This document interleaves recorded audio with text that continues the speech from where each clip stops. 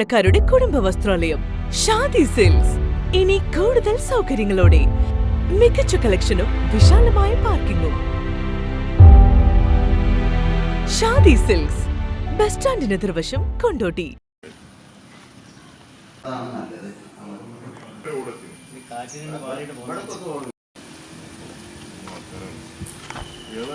വിമാനം പറന്നിറങ്ങിയപ്പോഴുണ്ടായ കാറ്റിനെ തുടർന്ന് വിമാനത്താവള പരിസരത്തെ വീടിന് മുകളിലെ ഓടുകൾ തകർന്നു വീണതായി വീട്ടുകാർ.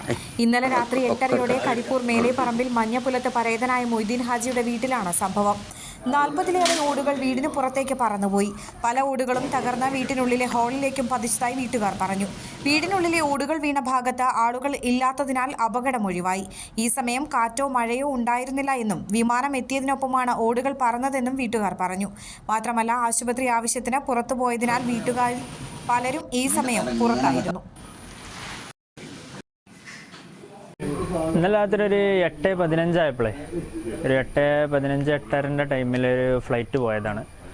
ഫ്ലൈറ്റ് പോയി സാധാരണ എല്ലാ ദിവസവും പോണത് തന്നെയാണ്. അപ്പം നമ്മളങ്ങനെ വിഷയമാക്കിയില്ല. ഫ്ലൈറ്റ് പോയി കഴിഞ്ഞതിന് ശേഷം ഒരു കാറ്റടിക്കാറുണ്ട്. ഇന്നലത്തെ കാറ്റിൽ എന്താ അറിയില്ല, ഓടൊന്നായിട്ടാണ് പൊന്തി.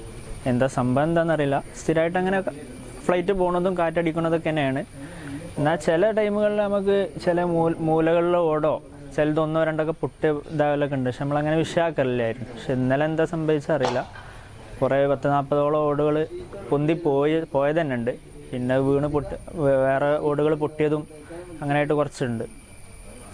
ഇങ്ങനെയൊക്കെ തന്നെയാണ് സംഭവിച്ചത്. നമ്മളിപ്പോൾ ഇവിടെ തന്നെയാണ്, എയർപോർട്ടിൻ്റെ ടവർ ഇവിടെ തന്നെയാണ്, നമ്മളടുത്ത് തന്നെയാണ് ഉള്ളത്.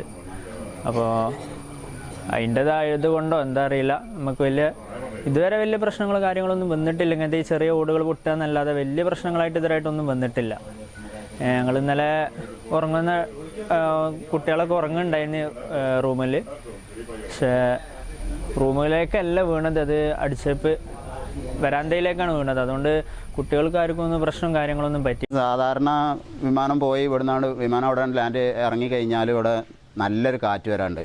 തെങ്ങിൻ്റെ തലയൊക്കെ ഇങ്ങനെ കറന്നിട്ട് ഇങ്ങനെ പിരിയണ സൈസിലുള്ള കാറ്റ് വരലുണ്ട്. ഇന്നലെ രാത്രി എന്താണ് സംഭവിച്ചതെന്ന് അറിയില്ല. ഇതുപോലെ ഓടി ഇടയ്ക്കൊക്കെ 1-2 ഓടുകളൊക്കെ വീടിന്മേൽ പൊട്ടലുണ്ട്. കാരണം വീടിൻ്റെ തൊട്ടടുത്ത് തന്നെ തെങ്ങും കാര്യമൊന്നുമില്ല. എന്തെങ്കിലും വീണിട്ട് പൊട്ടാനെന്നുള്ള പറയാനുള്ള കാരണങ്ങളൊന്നുമില്ല. അപ്പോൾ കാരണം തന്നെ ആയിരിക്കും പ്ലെയിൻ പോയിട്ടുള്ളതായിരിക്കും. ഇടയ്ക്കിടയ്ക്ക് 1-2 ഓടുകളൊക്കെ പൊട്ടിയിട്ട് അത് നമ്മൾ മാറ്റും. അത് എന്താണെന്നുള്ളത് അറിയില്ല. അങ്ങനെ ഏതായാലും അങ്ങനെ നമുക്ക് വെള്ളം മുഖം അല്ലെങ്കിൽ സൂര്യൻ പ്രകാശം വരികയൊക്കെ ചെയ്യുമ്പോൾ നമ്മൾ മാറ്റുള്ളൂ സ്വാഭാവികമായിട്ട്. അങ്ങനെ മാറ്റലാണ് സാധാരണ ഉള്ളത്. ഇത് ആദ്യമായിട്ടാണ് ഇത്ര വലിയ കാറ്റ് അടി കൂടെ വന്നിട്ട് വീടിൻ്റെ 2 സൈഡിലും തള്ളപ്പേരയുടെ 2 സൈഡിൽ നിന്നുള്ള ഒരു 10-40-50 ഓട് പോയത് തന്നെ ഉണ്ട്. പാറി പോയത് തന്നെ 10-50 ഓട് പാറി പോയതുണ്ട്. പിന്നെ 2 സൈഡിലും വീണിട്ട് തായറിൻ്റെ 2 ഭാഗത്തുള്ള തായർമെന്ന് ഓട് കുറേ വീണ് പോയിട്ടുണ്ട്, പൊട്ടിപ്പോയിട്ടുണ്ട്. ഇങ്ങനെ ഒരു സംഭവം ആദ്യമായിട്ടാണ് ഇത്രയും വലിയ ഗൗരവത്തിലുണ്ടാകുന്നത്. സാധാരണ എപ്പം പ്ലെയിനും പോയാലും ഒരു കാറ്റ് വരലുണ്ട്. ആ കാറ്റിൽ തെങ്ങിൻ്റെ കുരലൊക്കെ അങ്ങനെ പിരിയും. അപ്പോൾ ഇത് എപ്പോഴും രാത്രി ഇപ്പോൾ മുമ്പത്തെ മാതിരിയല്ല, പകൽ മാത്രം പ്ലെയിൻ ഇറങ്ങുന്ന സമയമല്ല. രാത്രി വീട്ടിൽ കടന്നുറങ്ങുന്ന സമയത്ത് ഇതുപോലെ എന്തെങ്കിലും സംഭവിച്ചിട്ടുണ്ടെങ്കിൽ എന്താ ചെയ്യുക? കാരണം രാത്രി ഇഷ്ടംപോലെ പ്ലെയിന് രാത്രി ഓടുന്നതാണ്. അപ്പം ഇതുപോലത്തെ ഒരു സംഭവം ആൾ അതിൻ്റെ ഉള്ളിൽ കടന്നുറങ്ങുന്ന സമയത്താണ്. പ്രത്യേകിച്ച് ഉമ്മ രോഗിയാണ്, ഉമ്മ ഇപ്പോൾ ഹോസ്പിറ്റലിലാണ് ഉള്ളത്. അതുകൊണ്ട് രാത്രി വീട്ടിലാരും ഉണ്ടായിരുന്നില്ല. എങ്ങനെ വീട്ടിലുള്ളവരുണ്ടായിരുന്നത് അനിയൻ്റെ വീട്ടിൽ ഇപ്പുറത്തായിരുന്നു ഉണ്ടായിരുന്നത്. അപ്പം ഇതുപോലത്തെ ഒരു സംഭവം ഇതിനും നമുക്ക് എയർപോർട്ട് ഇവിടെ പ്ലെയിന് നിൽക്കണമെന്നില്ലല്ലോ. അപ്പോൾ ഇത് എന്തെങ്കിലും ഒരു ശാശ്വത പരിഹാരം ഇതിന് വേണമെന്നുള്ളതാണ് നമ്മൾ. നന്ദിയുണ്ട് ഇന്നോളം എത്തിയ ഞങ്ങളുടെ ഈ സുവർണ യാത്രയും നിങ്ങളുടെ ഓരോ ആഘോഷങ്ങൾക്കുമൊപ്പം ഞങ്ങളെയും ചേർത്ത് നിർത്തിയതിന്. Beauty mark gold and diamonds, specially for U.